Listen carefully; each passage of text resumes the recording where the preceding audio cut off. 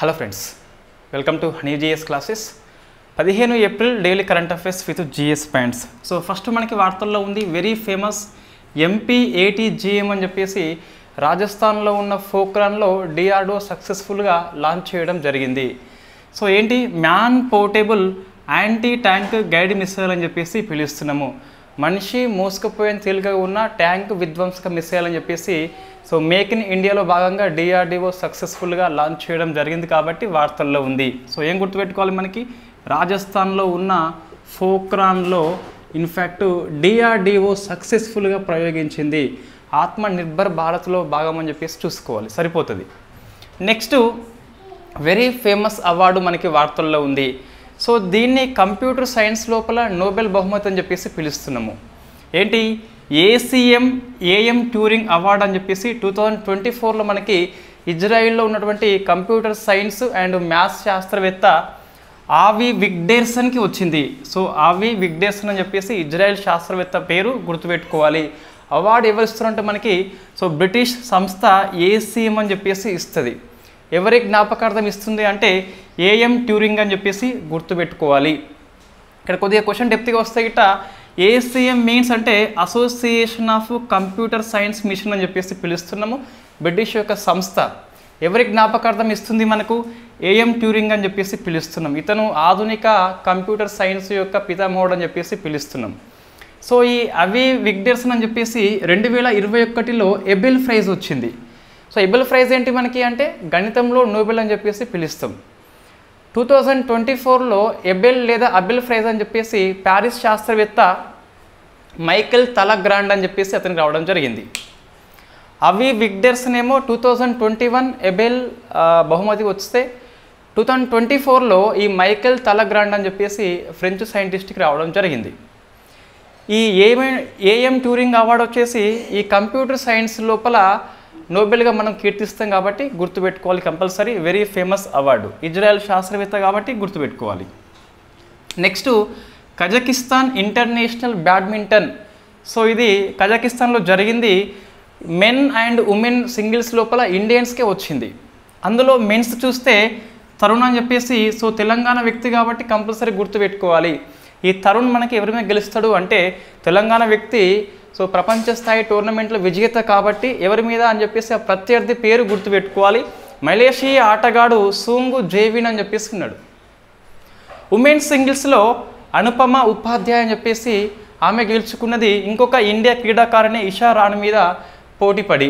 So ఈ women's singles లోపల ఫైనలిస్టులు ఇద్దరు ఇండియన్సే కాబట్టి అనుపమ సరిపోతుంది. మెన్ సింగిల్స్ లోపల తరుణ్ ప్రత్యర్థి పేరు గుర్తుపెట్టుకోవాలి, తెలంగాణ వ్యక్తి కాబట్టి. నెక్స్ట్ యూనివర్సిటీ గ్రాంట్ కమిషన్ సభ్యులుగా 4 నియామకం చేయడం జరిగింది. ఆ పేరు అంతగానం అవసరం లేదు, ఒకసారి చూడండి సరిపోతుంది.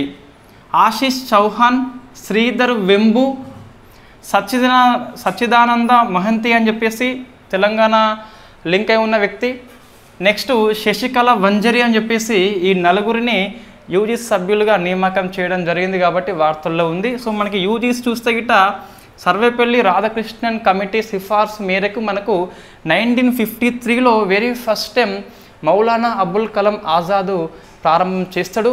1956లో యూజీసీ చట్టం ప్రకారం దీనికి చట్టబద్ధ హోదా ఇవ్వడము జరుగుతుంది. ప్రజెంట్ పనిచేస్తున్న చైర్పర్సన్ ఎవరు అంటే జగదీష్ కుమార్ అని చెప్పేసి నల్గొండ వ్యక్తి, తెలంగాణ కాబట్టి మనం గుర్తుపెట్టుకోవాలి కంపల్సరీ. నెక్స్ట్ వియట్నాము అధ్యక్షురాలిగా ఓతి హన్హు జువాన్ అని చెప్పేసి మహిళ వచ్చింది కాబట్టి కంపల్సరీ గుర్తుపెట్టుకోవాలి. ఓతి అన్హు జువాన్ అని చెప్పేసి వియట్నాం యొక్క అధ్యక్షురాలిగా వచ్చింది. సో మనకి రీసెంట్ చూస్తే గిట్ట ఓ వాన్ తుంగ్ అని చెప్పేసి రాజీనామా చేయడం జరిగింది. నెక్స్ట్ ఐస్లాండ్ ప్రధానిగా బెండిక్ట్ సన్ అని చెప్పేసి వచ్చిండు.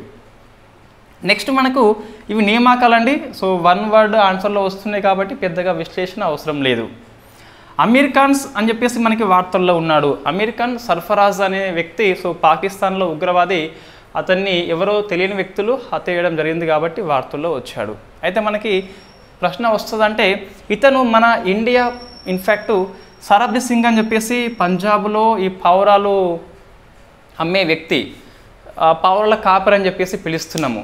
ఇన్ఫ్యాక్ట్ ఈ సరబ్జీ సింగ్ మనకి ఈ పావురాలు మన ఇండియా బోర్డర్ దాటి పాకిస్తాన్ వైపు వెళ్తే అటువైపు పవరాల కోసం అని చెప్పేసి వెళితే పాకిస్తాన్ ఆర్మీ అరెస్ట్ చేస్తుంది.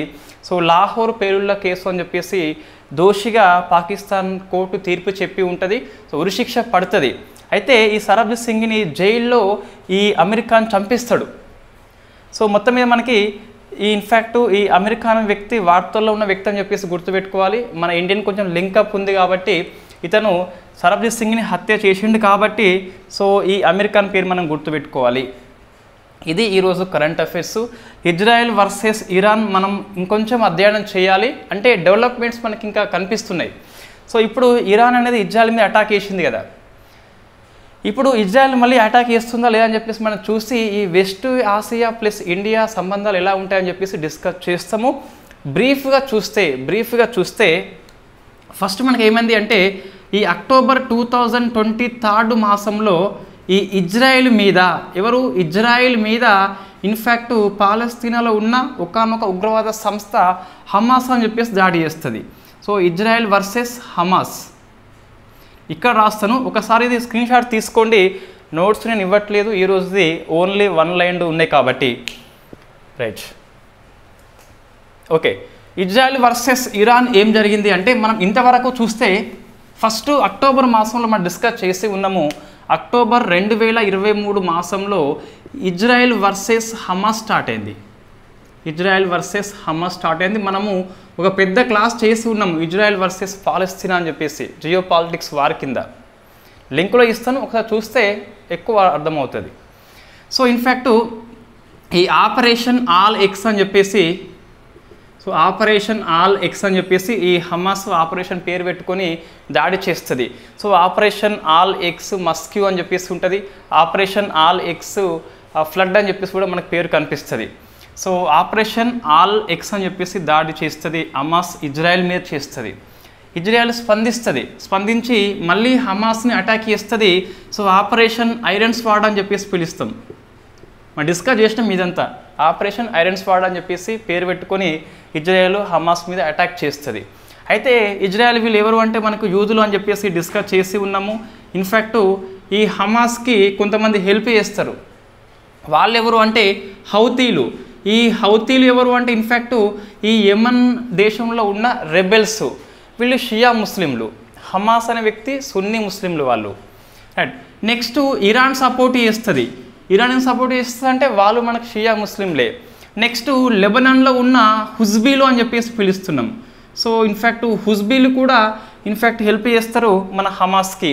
ఇప్పుడు ఏమైంది అంటే ఈ ఇజ్రాయెల్ వర్సెస్ హమాస్ అనేది ప్రత్యక్ష దాడి, వీళ్ళంతా ప్రాక్సీ వార్ అని చెప్పేసి పిలుస్తున్న పరోక్షంగా పాల్గొంటున్నారు హమాస్కి సపోర్ట్గా.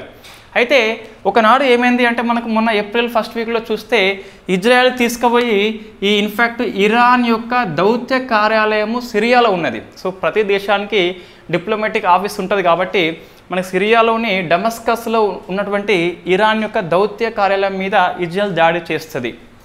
సో దానికి మనకు స్పందించి ఇరాన్ నేడు ఆపరేషన్ ఇన్ఫ్యాక్ట్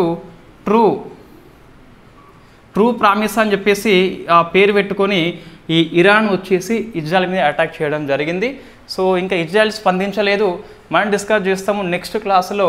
ఇక్కడ కొన్ని జలసంధులు మనకి వార్తల్లో వస్తాయి, కొన్ని సముద్రాలు వార్తల్లో వస్తాయి. ఈ యుద్ధము వల్ల ఇండియా ప్లస్ వెస్ట్ ఏషియా మధ్య సంబంధాలు ఎలా ఉంటాయని చెప్పేసి అవన్నీ డిస్కస్ చేయాలి కంపల్సరీ. ఎక్స్ప్రెస్లో ఇన్ఫ్యాక్ట్ మనకి పిహెచ్డి కోర్సు స్టార్ట్ చేయడం జరిగింది ఇజ్రాయెల్ వర్సెస్ ఇరాన్ మీద. ఇప్పటికే ఒక 10+ ఆర్టికల్స్ వచ్చినాయి. అవన్నీ ఏమీ అవసరం లేదు, ఒక క్లాస్ మనకు సరిపోతుంది. ఇక్కడ మనం ఏం గుర్తుపెట్టుకోవాలి అంటే సో ఈ హమాస్ వర్సెస్ ఇజ్రాయెల్ అని చెప్పేసి ఆపరేషన్ ఆల్ ఎక్స్ కాదు అక్సా అని చెప్పేసి పిలుస్తాం. So operation al Aqsa mosque అని చెప్పేసి, operation al Aqsa in fact flood అని చెప్పేసి హమాస్ ఆ పేరు పెట్టుకొని దాడి చేస్తుంది ఇజ్రాయెల్ మీద. నెక్స్ట్ ఇజ్రాయెల్ స్పందించింది ఆపరేషన్ ఐరన్ స్వాడ్ అని చెప్పేసి. నెక్స్ట్ ఈ ఇరాన్ దేశము అయితే ఇజ్రాయెల్ మీద ఆపరేషన్ ట్రూ ప్రామిస్ అని చెప్పేసి ఆ పేరు పెట్టుకొని యుద్ధం చేస్తుంది. సో మనకి ఆపరేషన్ అజయ్ వార్తల్లో ఉంది. ఈ మొత్తము సినారియో లోపల ఆపరేషన్ అజయ్ ఏంటని చెప్పేసి మీరు ఆన్సర్ చేసే ప్రయత్నం చేయండి. ఈరోజు మనకి 5 PM లేదా 6 PM మొత్తం మీద యూట్యూబ్ లైవ్ సెషన్ కండక్ట్ చేస్తాం. ఆ లైవ్ సెషన్లో మనకి సో కొన్ని క్వశ్చన్స్ టు ఆన్సర్ అని చెప్పేసి నేను కొన్ని డిస్కస్ చేస్తాను. సో మీరు ఈ వీడియో కింద కామెంట్ చేయండి. ఈ కరెంట్ అఫైర్స్ ప్లస్ జిఎస్లో ప్రిపరేషన్లో ఇబ్బందులు ఏమైనా ఉన్నాయా? ఇబ్బందులు ఉంటే నాకు మెన్షన్ చేయండి. నేను కంపల్సరీ నెక్స్ట్ ఈ లైవ్ సెషన్ లోపల ఆన్సర్ చేసే ప్రయత్నం చేస్తాను. నెక్స్ట్ ఏబిపిఎస్సి గ్రూప్ 2 వాళ్ళకి మెయిన్స్ ఈ polity, economy, science and technology లోపల ఏమైనా డౌట్స్ ఉన్నాయా? సో అవి డౌట్స్ ఎలా సబ్జెక్ట్ అప్డేట్ చేసుకోవాలని చెప్పేసి తెలియకుంటే ఒకసారి మీరు కామెంట్ చేయండి. నేను ఈ లైవ్ సెషన్లో క్వశ్చన్ టు ఆన్సర్ అని చెప్పేసి ఆ క్వశ్చన్స్ చదివి ఆన్సర్ని ఎక్స్ప్లెయిన్ చేస్తాను. Thank you very much. ఈరోజు కరెంట్ అఫైర్స్ ఇంతే.